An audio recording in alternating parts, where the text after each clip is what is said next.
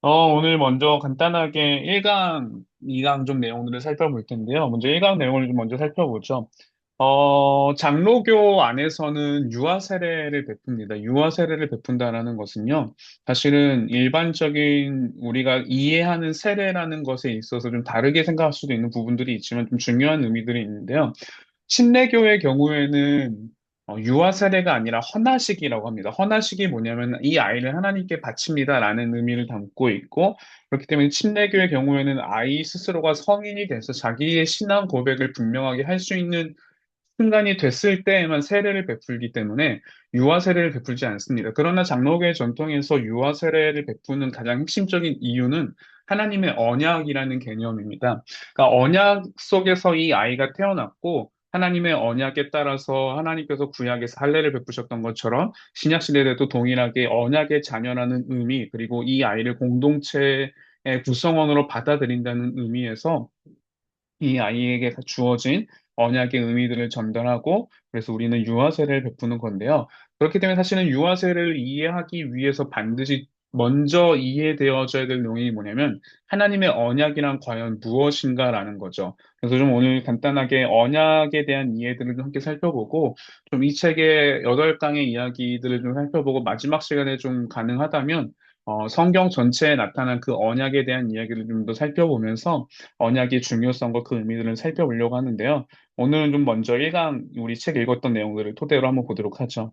하나님은 성경에서 우리가 가장 중요한 어떤 이해는요. 하나님은 자기 스스로를 하나님께서 친히 나타내시는 분이라는 거죠. 우리가 한자 표현으로 계시라고 표현하는데 하나님께서 하나님 자신이 누구신지 우리에게 알려주시지 않으면 우리는 하나님에 대해서 알 수 있는 방법이 없어요. 그러니까 정말 중요한 개념인 건데 우리가 하나님에 대해서 알고 싶기 때문에 나는 하나님을 내가 원하는 하나님으로 정의하고 내가 원하는 방식으로 하나님을 이해할 수 있는 게 아니라 하나님께서 하나님 자신을 우리에게 나타내 주셨고 그렇기 때문에 우리는 성경을 통해서 하나님 당신 자신에 대해서 어떻게 나타내셨는지를 이해하는 것이 가장 중요하다라는 거죠. 그렇기 때문에 하나님께서 하나님 당신을 나타내시는 가장 중요한 방법 중에 하나로서 언약의 방법을 또 우리에게 계시해 주신 것이 성경의 가장 중요한 가르침인데요. 하나님은 아브라함과의 이제 언약에 대해서 오늘 처음으로 이제 이 책에서 다루기 시작하는데 창세기 12장에서 하나님은 아브라함에게 찾아오셨고 갈 곳을 알지 못하는 아브라함에게 있어서 갈대아 우르스로 떠나서 하나님께서 명하신 땅으로 떠나도록 합니다. 그러면서 하나님은 아브라함과 이제 언약을 맺으시고 아브라함에게 찾아오셔서 아브라함의 삶 가운데 그 약속을 점점 구체화해 가는 것들을 이제 보는 것이 오늘 창세기 12장부터 17장에 나오는 이야기의 이 내러티브라고는 아브라함 이야기 하나의 중심적인 이야기라고 볼 수 있는데요. 하나님께서 이제 우리가 잘 아는 것처럼 이삭이라고 하는 아들을 주실 거라는 그 분명한 약속의 이야기가 창세기 12장부터 17장까지 이야기 사실은 나타나 있죠. 아브라함이 이미 나이가 든 상태로 하나님의 부르심을 받았고, 그리고 이 갈대아 우르스프로도 떠나서 하나님의 인도하심을 따라왔을 때, 하나님은 이 아브라함에게 말씀하시고 약속하시기를 하나님께서 아브라함을 통해서 모든 백성이 복을 받게 하겠다는 언약을 맺으셨고, 그리고 아브라함의 자손들을 통해서 그 언약을 이루실 것이라는 그 약속들을 구체화시켜가는 것들을 보여주죠. 처음에는 하나님께서 아브라함을 부르시고, 아브라함에게 맺으신 약속대로 내가 내 이름을 창대하게 할 것이고, 내가 내게 복의 근원이 되게 할 것이고, 내 자손들이 모두 하나님의 백성으로 부르심을 받을 거라는 이 이야기를 들려주는데, 그럼에도 불구하고 아브라함에게 사실은 아들이 없었기 때문에 이 약속을 아브라함의 입장에서는 신뢰하기가 사실 되게 어려운 거죠. 그런데도 하나님은 그 약속을 반드시 이루실 것이라는 것들을 굉장히 사실은 세밀하고 친절한 방식으로 하나님께서 아브라함에 찾아오시는데 창세기 15장에서 그 방식 중에 하나로 아브라함에게 오늘날 우리로 말하면 최초의 시청각 교육 아브라함이 이걸 믿지 못할 때 나타나셔서 이 하늘의 별들과 바다의 모래를 보여주시고 이 바다의 모래를 셀 수 있느냐? 셀 수 없고 하늘의 별들도 셀 수가 없는 것처럼 셀 수 없는 무수히 많은 자손들을 하나님께서 주실 것이라는 이 시청각 교육으로 당신 자신의 약속을 구체화시키시고 나타내 주시죠. 사실은 이 약속이 점점 구체화되는 것들 전체의 이야기가 뭐냐면 사실 구약 성경 전체의 이야기이기도 한데요.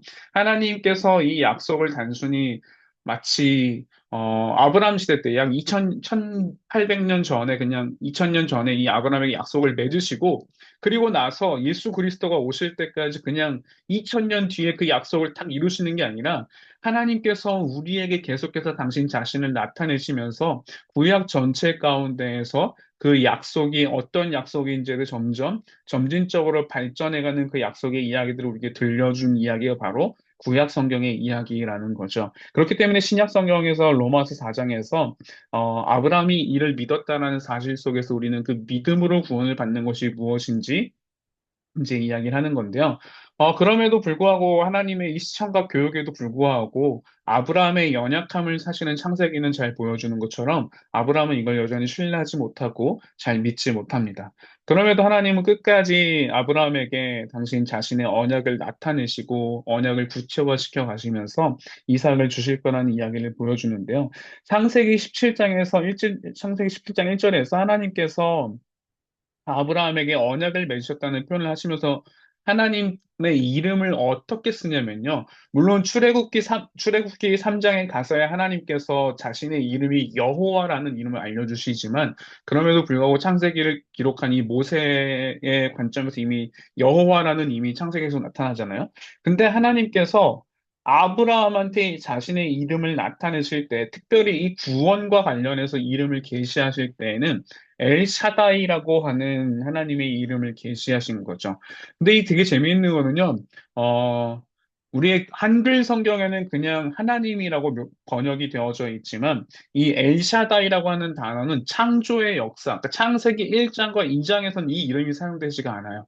오직 하나님께서 이 창세기의 수많은 이 내러티브들, 모세 그리고 아브라함과 이 이삭과 야곱의 이 이야기들 속에서 엘샤다이라고 하는 이름이 사용된 순간들은 언제냐면 하나님께서 하나님의 구원의 역사를 설명하실 때 이 이름으로 하나님 당신의 이름을 계시하신다는 겁니다. 이 말인즉슨 우리의 이 구원의 성취의 그 과정에 있어서 우리의 열심이나 우리의 수고가 이 하나님의 언약, 구원의 이야기를 이루어가는 것이 아니라 하나님 당신께서 반드시 그 구원의 모든 과정을 이루어 가실 것이고 성취해 가실 것이라는 되게 중요한 이름을 담고 있다는 겁니다. 그렇다면 이 구약에서 이 구원과 관련해서 전능하신 하나님으로 계시하신 하나님께서 그 이후에 어떻게 나타나냐 한번 살펴보게 되면요. 창세기 28장에서 이삭이 이제 야곱을 축복하거든요. 이삭이 야곱을 축복할 때에도 쓰는 이름이 뭐냐면은 하나님의 이름을 엘샤다이로 묘사하고 있어요. 근데 잘 생각해 보면 우리가 하나님께서 아브라함에게 친히 나타나셔서 하나님의 이름을 계시해 주셨고, 그리고 야곱 같은 경우에는 우리가 야복강에서 야곱이 하나님과 싸우는 가운데 이스라엘의 이름을 얻게 되면서 하나님이 친히 자신을 나타내셨지만, 이삭의 경우에는 하나님이 친히 자기 자신을 나타내시는 방식의 이야기들이 사실 나타나지 않거든요. 그런데 분명한 것은 이삭은 엘샤다이라는 이름을 아버지 아브라함으로부터 분명히 들었고 알고 있었다라는 걸 보여주는 거죠.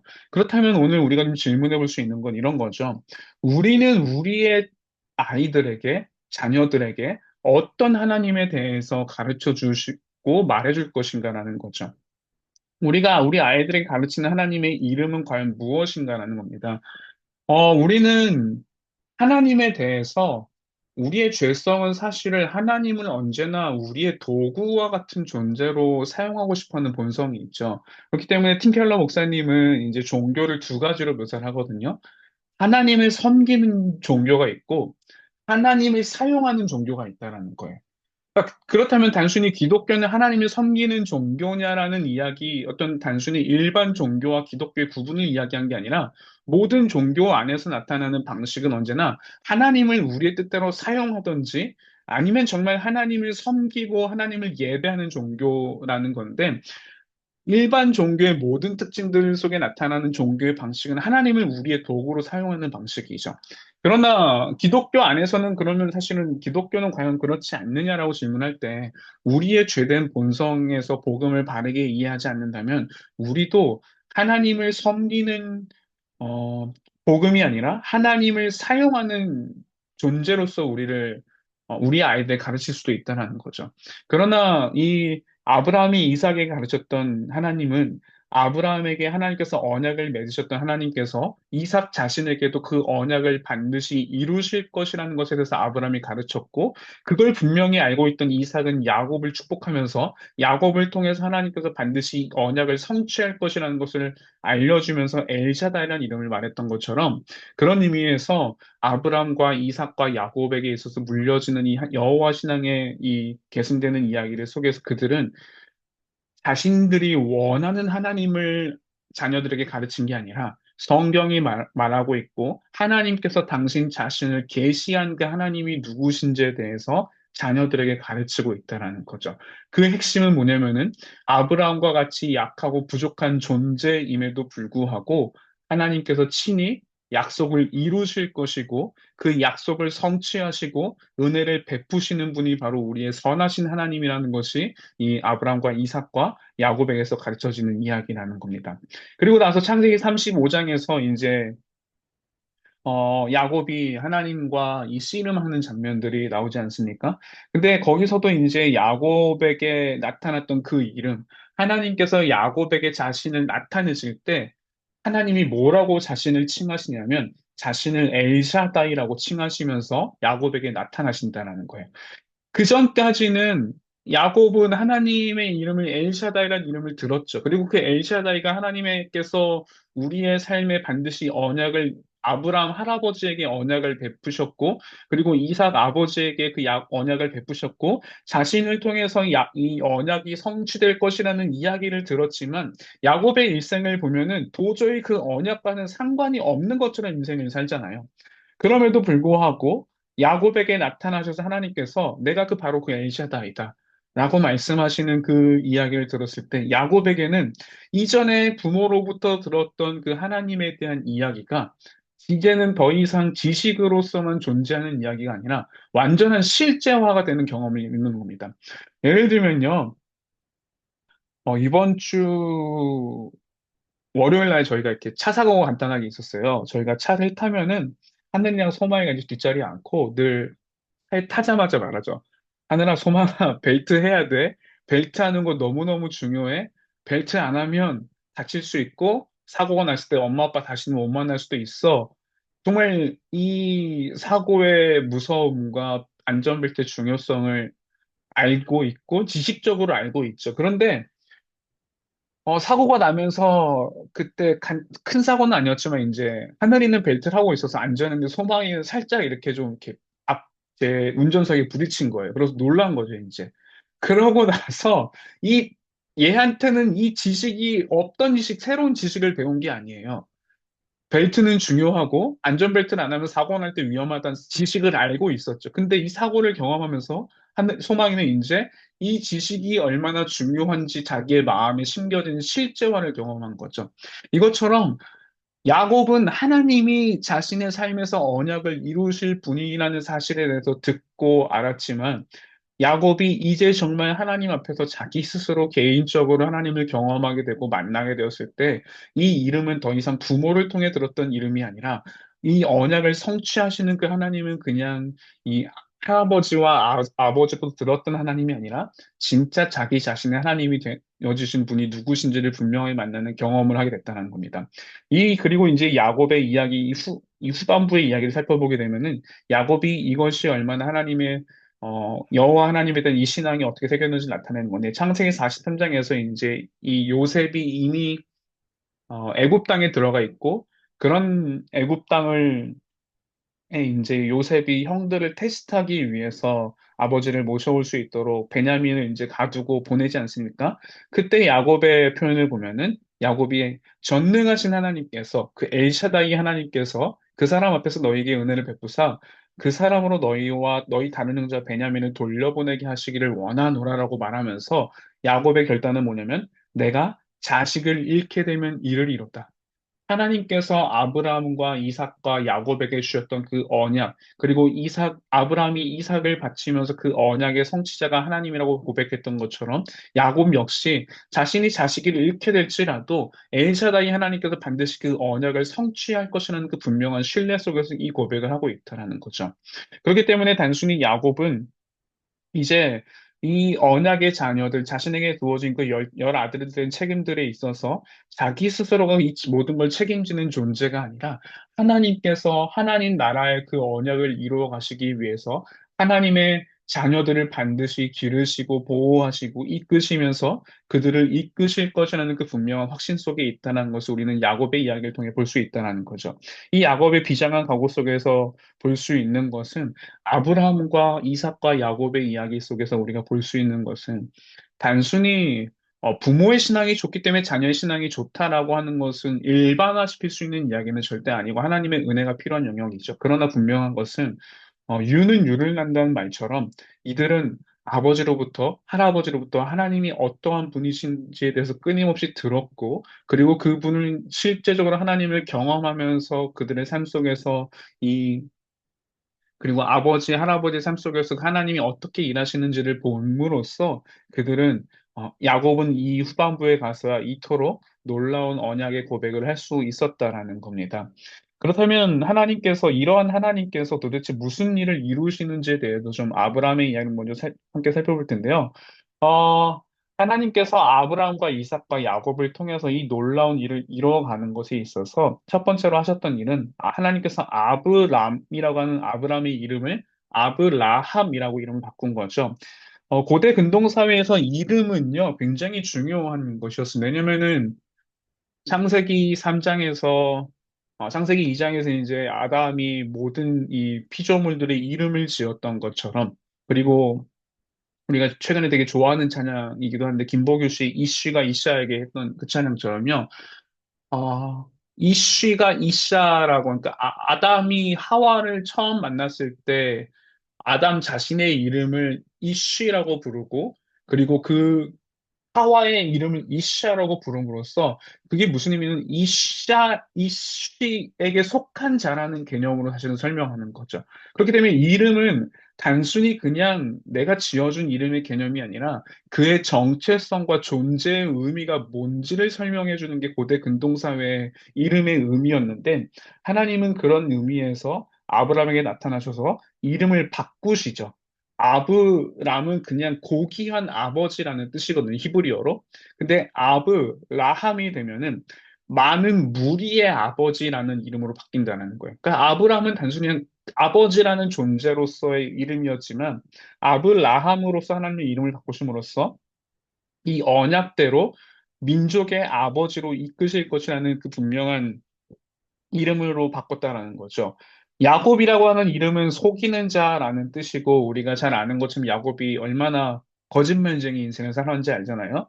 그런데 하나님께서 야곱의 이름을 이스라엘로 바꾸잖아요. 이 이스라엘이라는 이름의 뜻은요, 샤라라고 하는 히브리어 단어는 싸우다이고 엘샤다이 할 때 이 엘처럼 엘은 하나님을 말하는 겁니다. 그래서 이스라엘이라는 뜻이 이름은 뭐냐면 하나님과 싸우다라는 뜻인 거죠. 그래서 고대 근동사회에서는요, 전쟁에서 진 국가는 반드시 전쟁의 승리 국가가 원하는 그 모든 것을 이루어줘야 될 필요가 있었습니다. 이것처럼 하나님과 야곱이 싸웠고, 야곱과의 싸움에서 이 야곱이 하나님을 이겼다라는 표현 속에 나타난 건 뭐냐면, 하나님께서 반드시 야곱의 요구를 들어주시겠다라는 거죠. 그러니까 하나님께서 반드시 야곱의 기도에 응답하실 것이고, 그럴 의무가 없으신 하나님께서 친히 그 모든 것들을 이루어 가시도록 하나님께서 야곱의 이름을 이스라엘로 바꾸어 주셨다는 겁니다. 이처럼 이 이름을 바꾼다라는 것은 정체성을 바꾸는 것이고, 이 정체성을 바꿈으로써 하나님은 무슨 일을 하실 것이냐면은, 어쩌면 야곱과 같은 존재, 아브라함 그냥 개인적인 아버지로만 존재하던 이들의 삶을 하나님께서 당신의 언약에 합당한 존재로 이들의 삶을 변화시킬 것이고, 그럼으로써 하나님 자신의 그 언약을 이들을 통해서 이루어 갈 것이라는 분명한 약속을 이루어 주신다는 이야기인 거죠. 굉장히 중요한 표현으로서 우리에게 들려주는 건데요. 그것이 바로 이 이름을 바꾸는 것에 있어 나타난 언약의 하나의 중요한 포인트이고, 그리고 하나님께서 이 언약을 맺으셨다라는 사실을 이들에게 보여주기 위한 사인으로 나타난 게 바로 할례인 겁니다. 그래서 할례는 우리가 좀 이 장에서 조금 더 자세히 살펴보겠지만, 결혼을 하게 되면은 결혼 반지를 끼게 되잖아요. 결혼 반지는 단순히 결혼 반지를 내가 오늘 뺐기 때문에 결혼을 안 한 사람이 되는 것도 아니고, 결혼 반지를 꼈기 때문에 난 결혼한 사람이다라고 우리가 표시가 되지 않지만, 결혼 반지가 우리의 결혼의 사인이 되는 것처럼, 이 하나님께서 할례를 베푸신 것은 뭐냐면은, 이 사람은 나와 언약을 맺은 존재라는 것을 보여주는 하나의 중요한 사인이라는 것이죠. 그리고 이것이 바로 우리가 이따가 살펴보겠지만, 신약에서 우리의 세례로 이어지는 그 의미를 담고 있다는 겁니다. 그렇다면 우리가 좀 유아 세례의 의미를 생각해 보면은, 유아 세례의 근거를 어디서 찾을 수 있는가? 사실은 구약에서도 하나님께서 낳자마자 7일밖에 안 된 아이들에게 할례를 베푸도록 요구하시잖아요. 이것은 이 아이들이 자기 스스로 여호와 하나님에 대한 신앙을 고백하기 때문이 아니라, 하나님께서 아브라함에게 주셨던 그 언약의 약속을 이 자녀들을 통해서 이루어 갈 것이라는 사인인 것이고, 이 자녀들이 바로 언약의 자녀로서 하나님의 언약의 대상이라는 표시로서 주신 것이 바로 이 할례라는 것이고, 이처럼 신약 시대에 와서도 스스로 자기 스스로 아무 신앙 고백을 할 수가 없지만, 이 아이들은 하나님의 언약 가운데 우리에게 주신 백성인 것이고, 교회 하는 사람의 일원으로서 하나님께서 이 아이를 통해서 언약을 이루실 것이라는 그 분명한 의미로서 오늘 우리는 유아 세례를 베풀고 있다는 겁니다. 그렇기 때문에 유아 세례를 베푼다는 것은 단순히 이 아이도 하나님의 백성이라는 사인과 동시에 어, 하나님께서 우리의 자녀들에게 하나님 당신을 나타내실 것이고 그 언약을 이루어 갈 것이라는 분명한 사인으로서 오늘날 우리의 교회는 이 유아세를 아이들에게 베풀고 있다라는 이야기인 거죠. 바로 1강의 좀 내용이었고, 좀 2강을 이어서 바로 살펴보면, 그렇다면 우리에게 주어진 할례의 의미가 과연 무엇인지 한번 좀 생각해 봐야 되는 건데요. 신약 시대에서는 우리는 더 이상 할례를 베풀진 않죠. 이제 우리는 세례라고 하는 하나님께서 특별히 제정하신 성례라고 하는 성찬과 세례라고 하는 예수님께서 친히 제정하신 것들이고, 우리는 그 의미로서 세례를 베풀고 있죠. 특별히 예수 그리스도께서 이 땅에 오셔서 하신 많은 사역들 중에서도 특별히 그분이 정하신 하나의 어떤 공적인 행위가 있다면 그것이 바로 성례이고 성찬과 세례이고, 그 성찬과 세례는 오직 교회 안에서만 이루어지도록 우리에게 베풀어 주셨다는 건데요. 그렇다면 우리가 던지는 질문은 이런 거죠. 구약에서 할례를 베풀었던 거랑 오늘날 세례를 베푸는 게 과연 동일한 것인가? 똑같은 것인가? 그 의미는 대체 어떻게 연속성을 가지고 이해할 수 있는 것을 살펴볼 필요가 있는데요. 어, 앞서 제가 말씀드렸던 것처럼 아브라함에게 주셨던 그 언약의 이야기는 아브라함에게서 끝난 것이 아니고 이삭과 야곱에게 그 언약이 이어졌고, 그리고 요셉을 따라서 모세에게 감으로써 시내산 언약이라고 하는 우리가 잘 아는 율법이죠. 십계명을 주심으로써 하나님께서 우리와 언약을 맺으셨고, 또 동시에 이 이스라엘 백성 전체와 언약을 맺으시고 나아가서는 이제 사무엘하 7장에 갔을 때는 다윗을 통해서 우리가 말하는 것은 다윗 언약이라고 말하는, 하나님께서 반드시 너의 후손을 통해 왕을 주시겠다는 이 언약의 이야기처럼, 구약의 언약은 점점 발전해 가면서 예레미야서에 갔을 때 이제 새 언약이라고 하는 언약으로 이어지고, 그 언약의 모든 성취가 사실은 예수 그리스도로 이어진다는 점에서, 사실은 우리가 구약을 읽는 것은 단순히 구약 시대 때는 할례를 통해서 우리가 사인을 얻었고 신약 때 때는 세례를 통해서 사인을 얻는다는 개념이 아니라, 이 모든 것이 점진적인 연결성이 있다라는 개념을 살펴볼 필요가 있는 건데요. 지금 저희가 리딩 지저스 이제 그리스도 중심 성경 읽기를 하고 있잖아요. 중요한 개념은요. 제가 이전에도 한번 우리가 그리스도 중심 성경 읽기 강의를 하면서 나눴던 거지만, 식스센스라는 영화, 오래된 영화죠. 아마 모르는 분들도 있을 것 같은데, 브루스 윌리스가 이제 주인공이고, 어, 반전 영화의 가장 기본적인 영화라고 말을 하잖아요. 근데 되게 재밌는 건 브루스 윌리스가 상담가이고, 어, 아내랑 관계가 별로 좋지 않아요. 그래서 영화에서 보면 시작부터 끝까지 끝날 때까지 아내랑 식당에 가서 식사를 하는데도 아내랑 두 사람이 대화를 안 해요.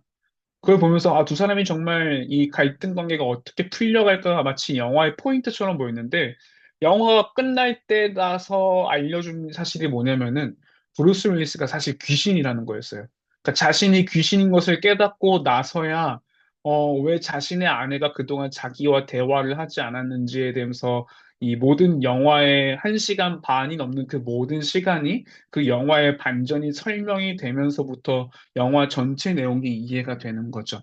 이것처럼요, 어, 브루스 윌리스가 귀신이란 사실을 알고 난 다음에는 이전에 1시간 반 동안 이어졌던 그 영화의 스토리는 단순히 이전의 방식으로 이해할 수 있는 이야기가 아닌 거죠. 귀신이었기 때문에 아내와 대화할 수 없었고, 이 귀신이었기 때문에 귀신을 보는 한 아이와 콜과 상담을 하면서 계속 이 상담을 이어갈 수 있었던 것들을 보는 것처럼 재해석되기 시작하는 거죠. 이처럼 구약에서 나타난 모든 이야기들의 이 결정체이시고 그 구약의 모든 이야기를 성취하신 분이 그리스도시기 때문에 우리는 그리스도를 통해서 구약을 온전하게 이해하고 이 모든 구약의 이야기들이 예수 그리스도를 가리키고 있다는 사실을 아는 것은 굉장히 중요한 이야기인데요. 그런 의미에서 과연 우리에게 주어진 이 아브라함에게 맺은 언약이 어떤 의미에서 그리고 그 안에서 할례가 과연 어떤 의미 좀 생각해 볼 필요가 있는 건데요.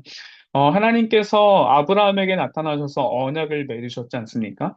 그리고 이제 창세기 15장에서 그 언약을 체결하는 장면을 보여주는데요. 어, 고대 근동사회에서 언약을 맺는다는 것은 되게 중요한 표시였어요. 그래서 어떻게 언약을 맺었냐면, 어, 제가 있고, 저랑 뭐, 언약을 맺어야 되는 상대방 대상자가 있겠죠. 그 대상자와 서로가 가지고 와서 이 동물의 사체를 쪼갭니다. 그래서 반으로 자르고 쪼개진 동물 사이로 두 사람이 손을 잡고 지나가면서 언약을 맺었어요. 왜냐면 이건 무슨 의미냐면은 우리 둘 중에 한 사람이라도 이 언약을 지키지 않으면 내가 이 동물처럼 쪼개져 죽겠다는 표시였던 거였어요. 근데 하나님께서 아브라함에게 나타나셔서 언약을 맺으시는 장면을 보면 놀라운 것은 아브라함은 이 사체, 동물 사체 사이로 지나가지 않고 아브라함이 잠들어 있는 사이에 그 한 횃불이 그 동물 사체 가운데로 지나가셨죠. 이 말이 무슨 말이냐면 야곱에게 하나님께서 이스라엘을 위해 바꾸셨던 것처럼 아브라함에게 하나님께서 언약을 맺으시면서 내가 이 언약을 지키지 않을 시에는 아브라함이 아니라 내 자신이 쪼개지겠다라는 표시였던 거죠. 그러면서 하나님께서는 아브라함에게 내 자손을 번성케 해주시겠다는 분명한 이 약속을 주셨고, 이 약속을 지키지 않으시면 하나님 자신이 쪼개진다는 의미는 무엇이냐면, 반드시 이 언약을 이루시는 하나님이시라는 것을 보여주는 거죠. 그러나 이 언약을 맺는다는 건 단순히 아브라함과 맺었기 때문에 아브라함에게만 이 해당되는 언약이 아니라 마치 아담의 언약 안에서 우리 모든 사람이 범죄했던 것처럼 아브라함과 맺으신 그 언약 가운데 하나님은 아브라함의 모든 믿음의 자손들까지 있어서 그 언약을 이루신다라는 겁니다. 그렇다면 오늘 우리가 봤던 것처럼 하나님은 충분히 언약을 성취하실 수 있는 능력이 있으신 분이시죠. 아브라함에게 100세가 되어서 이삭을 주셨고 그리고 아브라함에게 수많은 놀라운 역사들을 행하심으로 하나님이 정말 구원자 하나님이란 걸 분명히 보여주셨지만 거꾸로 생각해 봤을 때 아브라함은 정말 이 언약에 합당한 존재인가? 라는 질문을 갖게 되는 게 우리가 지난 1월 달 창세기를 읽어오면서 갖게 된 질문이잖아요. 아내를 팔아먹고 심지어 두 번이나 팔아먹고 때로는 하나님께 끝까지 믿지 못해서 이렇게 하나님의 약속을 신뢰하지 못하고 자기 발전의 능력으로 이스마엘을 낳고 이런 방식을 통해 봤을 때, 과연 정말 로마서에서 말한 대로 아브라함은 믿음의 조상이 될 만한 사람이야? 라는 질문이 너무 우리 안에 들잖아요. 그럼에도 불구하고 하나님께서 맺으신 이 언약은 우리의 연약함에도 불구하고 하나님께서 언약을 맺으심으로써 언약의 대상자인 우리가 행할 능력이 전혀 존재하지 않지만 하나님께서 맺으신 그 언약을 성취하시기 위해서 그 언약에 합당한 존재로 우리의 인생을 변화시켜 가실 것이고, 그렇기 때문에 우리는 거기서 오늘 내 자신의 실패가 아니라 하나님께서 우리를 그렇게 변화시켜 가심으로써 하나님의 언약을 이루어 가실 것이라는 점에서 우리는 오로지 하나님께만 소망을 둘 수 있다는 겁니다. 그런 의미에서 이제 하나님께서 반드시 언약을 이루신다는 것이 얼마나 중요한 것인지 우리는 생각해 볼 수 있는 것인 거죠. 그런 의미에서 유아 세례 역시 동일하게 우리의 자녀들에게 주어진 이 유아 세례이지만 하나님께서 반드시 아무 신앙 고백도 할 수 없고 아무런 인간적인 능력도 없어 보이고 스스로 도덕적인 판단을 할 수 없는 아이이지만 이 아이를 부르신 분이 하나님이시고 이 아이의 삶을 하나님께서 책임지시고 반드시 하나님께서 자신이 택한 자의 하나님이 되시겠다고 약속하신 것처럼 우리의 자녀들에게 이 언약 가운데 주어진 그 기쁨을 이루어 가실 것이라는 것이 바로 유아 세례에게 담겨진 중요한 의미라고 할 수 있는 거죠. 그럼으로써 이 언약을 받았다, 언약에 체결된 존재로서 하나님께서 우리에게 맺으신 게 바로 뭐냐면 할례라는 거예요. 그러니까 결혼 반지처럼 할례를 받았기 때문에 우리가 언약이 체결됐다는 게 아니라 언약을 하나님께서 일방적으로 우리가 체결하셨다는 그 분명한 사인으로서 갖는 것이 할례라는 거죠. 그렇기 때문에 할례의 의미는 하나님께서 우리와 같이 부족하고 연약한 존재, 하나님이 되어 주실 것이라는 분명한 사인인 것이고, 동시에 하나님께서 이 언약을 내가 반드시 지킬 것이니 너희도 이 언약을 지키고 이 언약에 성실하라고 하는 하나님의 책임과 어떤 우리의 의무에 대해서 말씀하신다는 겁니다. 그러나 질문은 이런 거죠. 우리가 앞서 말했던 것처럼 아브라함의 이야기만이 사실 아브라함의 이야기만은 아니죠. 우리도 하나님 앞에서 이 언약에 충실하지 못한 존재라는 게 너무 분명하지 않습니까? 그럼에도 불구하고 하나님께서 이 언약을 지킬 것이니 우리에게 지키라고 말씀하실 때 우리는 여전히 그걸 지키지 못하죠. 어쩌면 아브라함과 맺었던 언약에서 그렇다면 진짜 이 언약을 지키지 않았기 때문에 사실은 그 언약의 약속대로 짐승처럼 쪼개져야 되는 존재가 사실은 우리잖아요. 그런데 하나님께서 친히 자신이 쪼개졌다고 말씀하셨던 그 사건 자체가 사실은 언약을 신실하지 못한 우리가 받아야 되는 그 형벌을 하나님 자신이 온전히 받으실 것을 우리에게 말씀해 주시는 것이고, 그 사실이 우리가 신약에서 아는 것처럼 그리스도가 십자가에서 자신이 찢기시고 쪼개지심으로써 우리에게 이 모든 것을 이루실 것이라는 사실을 보여준다라는 거죠. 그런 의미에서 할례는 우리에게 굉장히 중요한 의미이고, 할례, 이 성기의 표피를 잘라냄으로써 이 우리의 할례를 받았다는 것은 마음에 씻겨졌다는 사실, 우리가 하나님과 연합하기에 합당한 존재가 되어졌다는 사실을 상징적으로 보여주는 것이고, 그것은 단순히 물리적으로 우리가 깨끗해졌다, 거룩해졌다가 아니라, 예레미야 4장 4절에서 하나님께서 마음의 할례를 요구하시듯이 그리고 신약에 가서는 이 골로새서 1장 2장 11절에서 이렇게 말하는데요. 또 그 안에서 너희가 손으로 하지 아니한 할례를 받았으니 곧 육의 몸을 벗는 것이요 그리스도의 할례니라라고 말한단 말이죠. 예수님께서 받으신 할례가 있다라고 바울은 우리에게 말하고 있는 거거든요. 그렇다면 예수 그리스도께서 받으신 할례가 도대체 무엇인가라는 거죠. 예수님께서 받으신 할례, 바울이 말하는 여기서 말하고 있는 골로새서 2장 11절에 예수님께서 받으신 할례는 사실은 십자가 사건을 가리킵니다. 이 말이 무슨 말이냐면요. 어, 아브라함 이전에 하나님께서 인간과 처음 맺으셨던 언약, 에덴 동산에서 아담과 맺은 언약이 있었죠. 그렇기 때문에 아담과 맺은 그 언약에서 아담이 언약을 지키지 않았고, 그렇기 때문에 에덴에서 쫓겨나지 않았습니까? 쫓겨날 때 보면은 하나님께서 뭐라고 말씀하시냐면은 생명을 얻게 하는 나무, 생명나무를 에덴에 숨겨두시고, 그러니까 우리 아마 지금 개역개정에서 불의 불칼인가? 뭐, 어떻게 번역된지 모르겠는데, 아마 옛날 성경에는 아마 그게 화영검으로 번역이 되었던 것 같으니까, 불로 팔을 두셔서 그 생명나무 곁을 지키겠다고 말씀하시거든요. 그렇다면요, 우리가 그러니까 하나님께서 지으신 그 완전한 구원의 동산으로 다시금 회복되는 과정에는 반드시 뭐가 필요하냐면요. 예를 들면 이런 거죠. 어, 우리나라 대통령을 예로 들 수 없어서 정말 슬픈데, 이제는, 어, 뭐, 지금 어쨌든 한 나라의 대통령이 한번 있다고 생각해 봅시다. 대통령이 있고요. 대통령이 타고 있는 차가 경호 차량들이 엄청나게 지나가고 있어요. 그 차에 저희가 다가가면 어떻게 되죠? 경호 이렇게 우리나라 이렇게 좀 너무 정치적으로 예를 들게 돼서 좀 조심스럽지만, 거기에 다가가는 순간 경호처에서 총을 꺼내든지 뭐 아무튼 제압될 수밖에 없어요, 우리는. 근데요, 우리가 그 대통령을 만나러 갈 수 있는 가장 아무렇지 않게 그 길을 지나갈 수 있는 길은요, 대통령 자신이든지 대통령의 아들이 나와서, 저를 알아보고 이리 오라고, 그리고 들어오게 해주면 저는 경호처를 지나서 대통령을 만나고 놀라운 그 받을 수 있는 은혜를 얻게 되는 거죠.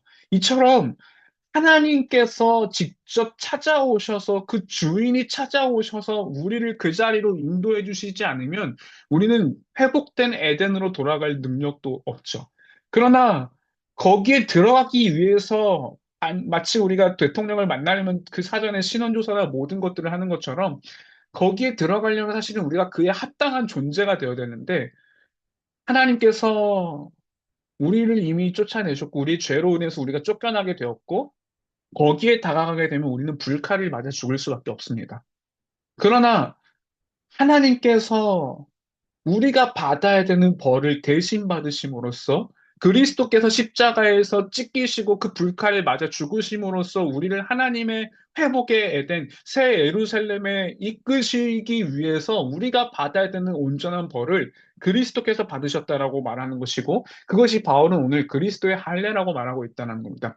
그리스도가 십자가에서 우리를 대신해서 완전히 찢겨지셨기 때문에 우리의 모든 그 형벌을 대신 감당하심으로써 하나님의 모든 언약을 성취할 수 있게 된 것이라고 말하는 것이고, 그것에 합당한 존재가 되었다라는 것이 오늘 신약 시대에 우리가 받는 게 뭐냐면 바로 세례라는 겁니다. 세례는 그런 의미에서 그리스도와 내가 연합된 존재가 되었다는 사실을 보여주는 사건인 거고, 단순히 하나의 의식이기도 하지만 그러나 그 의식 속에서 나타나는 우리의 결혼식처럼 세례식을 통해서 우리가 하나님과 연합된 존재라는 것을 공동체 앞에서 선언하는 것이고 교회의 구성원이 되어졌다는 것을 나타내는 것이죠. 그래서 우리의 자녀들의 신앙 고백이 아니지만 하나님께서 이 아이를 위해서 그리스도를 보내주셨고 그리스도가 받으신 그 모든 할례 가운데서 연합되도록 하나님께서 이 언약을 반드시 성취하실 것이라는 걸 보여주는 것이 바로 오늘 우리의 아이들이 받게 될 세례라는 겁니다. 그런 의미에서 구약의 할례와 세례는 바로 같은 의미를 가지고 있고, 구약의 할례가 점점점 역사적 점진적인 발전 속에서 예수 그리스도께서 명하신 세례로서 우리에게 온전하게 나타나는 것이고, 신약에서는 우리가 그것이 훨씬 더 풍성하게 나타난 것이라는 것을 알 수 있다는 거죠. 그렇다면 우리가 한번 좀 생각해 볼 건 이런 건데요.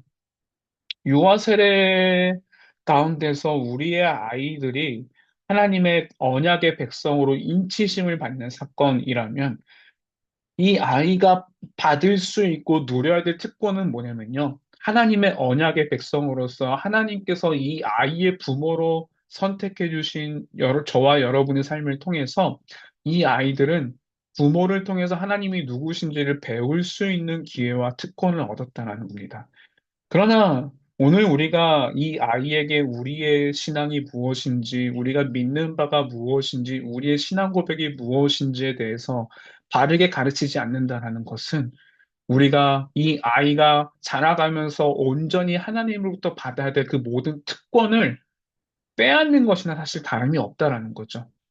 그런 의미에서 우리가 이 아이에게, 우리에게 맡겨진 자녀에게 하나님에 대해서 우리의 신앙을 가르치는 것이 얼마나 중요한 일인 것인지, 동시에 이 아이가 어떻게 자라갈지, 이 아이를 온전하게 하나님의 자녀로 기르는 것이 우리의 책임에만 달려있는 것은 아니지만, 하나님께서 그 일을 반드시 이루겠다라고 약속하셨고 그 일의 통로로서 저와 여러분을 하나님께서 불러주셨다면 우리는 마땅히 이 아이가 누려야 될 그 모든 특권에 합당하게 하나님의 뜻에 순종하고 이 아이에게 믿음이 무엇이며 우리가 믿는 그리스도가 누구신지 하나님이 얼마나 선하시고 아름다우신 분이신지를 온전하게 가르치는 것은 오늘 부모로서 우리에게 주어진 중요한 책임이라는 겁니다. 그래서 오늘 1강과 2강의 이야기 속에서 우리에게 주어진 이 아브라함의 인생을 통해서 언약이 과연 무엇이고 언약을 맺으신 이유가 무엇이고 동시에 그 언약을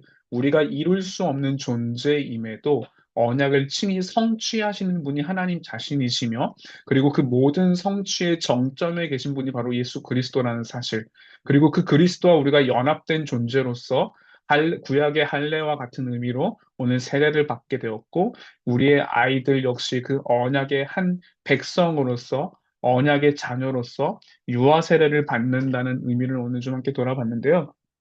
그리고 그 의미를 우리가 좀 분명하게 알고 우리의 자녀들에게 어떻게 하나님의 언약과 이 복음의 소식을 가르칠 것인가. 이 아이가 배워야 될 그 마땅한 온전한 특권을 빼앗지 않고 이 특권을 온전히 누릴 수 있도록 우리에게 주어진 그 책임들을 다하는 것이 얼마나 중요한지 함께 좀 돌아보는 시간들이었는데 여러분 이것들을 좀 잘 기억하시면 좋겠습니다.